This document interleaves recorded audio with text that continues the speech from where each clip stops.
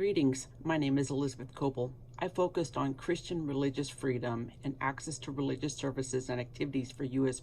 military personnel deployed to combat or hazardous duty areas.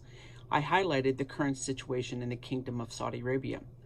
We are so used to having Christian religious freedom that we almost take it for granted unless it is lost or at risk. I experienced this when I worked as a contractor for the U.S. military in Riyadh, Saudi Arabia.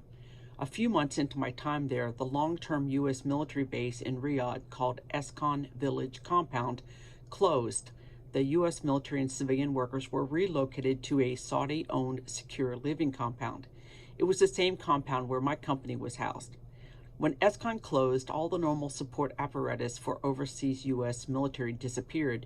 There was no longer a post exchange, like a department store, a commissary, like a grocery store, or a U.S. post office, and there was no longer a chapel. Some of the support activities were absorbed by the U.S. Embassy.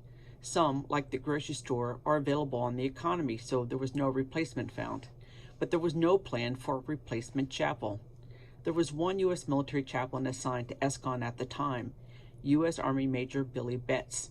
He no longer had a place to conduct services, and we no longer had a place for religious activities or support. It is against Saudi law for any non-Islamic public worship, public display of non-Islamic religious symbols, or preaching by a non-Muslim.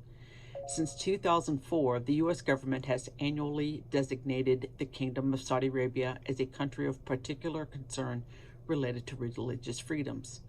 There are loads of examples of non-Muslims being persecuted, in some cases put to death, in the country.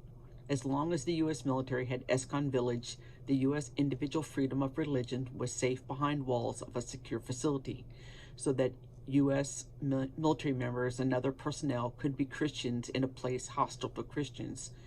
But that no longer exists. U.S. military personnel tried to get permission to hold services in the secure living compound.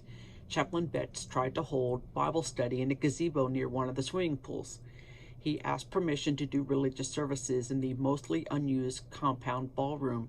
In every case, he was stopped because these locations were in common areas and violated Saudi law.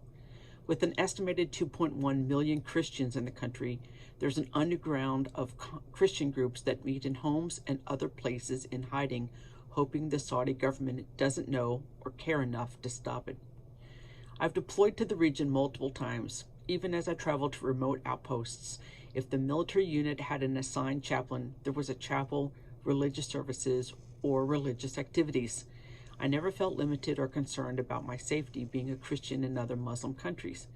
In my research for this paper, I didn't find any other examples since World War II, like the current situation in Saudi Arabia. And to tell the truth, I didn't find anything about the situation in Saudi Arabia either. The United States and Saudi Arabia have a long-standing diplomatic, economic, and security relationship.